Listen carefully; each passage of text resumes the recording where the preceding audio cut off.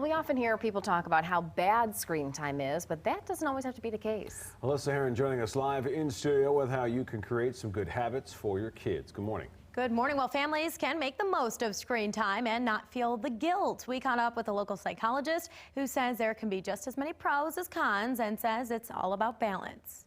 The reality is technology is here to stay as an integral part of our lives, and we want to be raising kids who know how to use it in a way that benefits them, but also is healthy for them. So what is a healthy balance? I think we really need to break it down by age group, though, because one of the concerns is really about the amount of time overall that kids are spending. Well, according to the American Academy of Pediatrics, kids under the age of 2 should only use screen time with a parent present. 1 hour a day for kids ages 2 to 5 and no more than 2 hours a day for kids ages 6 and older. Chris McKenna, founder and CEO of Protect Young Eyes, says one of the best things you can do is keep an eye on your child's behavior. Know your child well enough. Look at the way in which they're just interacting with life, like eating, sleeping, relationships, those sort of things. Do they get irritable easier after they're done playing a game?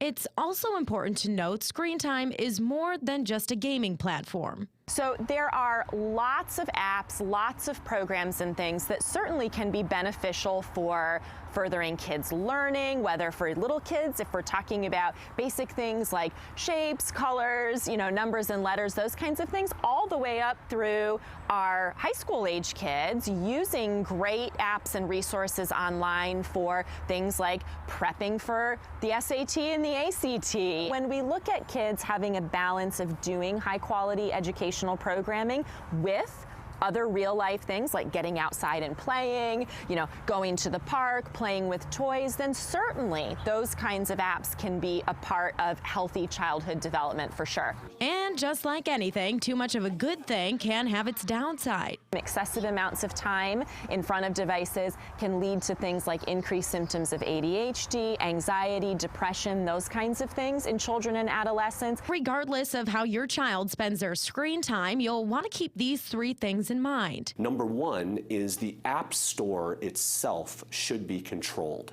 Number 2. Even in learning apps, parents need to understand whether or not there's a chat feature. And finally, be aware of hidden browsers within apps. And always remember this. Sometimes moms are saying this is the best I can handle right now is to give my kiddo, something to do for a few minutes, and we shouldn't be judging based on what we see just in the moment and recognizing everybody's got their stuff going on and we're all absolutely doing the best we can.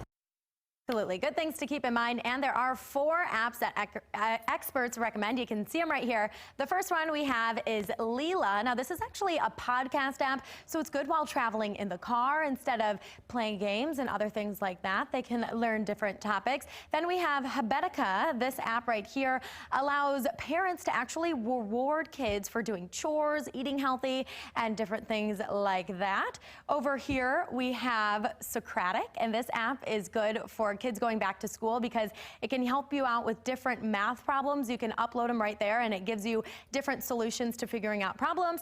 And then this last one right here is Think Like Churchill, and it allows kids to be placed in historical scenarios and it teaches them good decision-making skills. So we have this all linked on our Fox 17 mobile news app. There's also a website you can go to and see the rating and rankings of different apps. So a lot of good things to keep in mind as our kids are heading back to school. Mike, Nicole.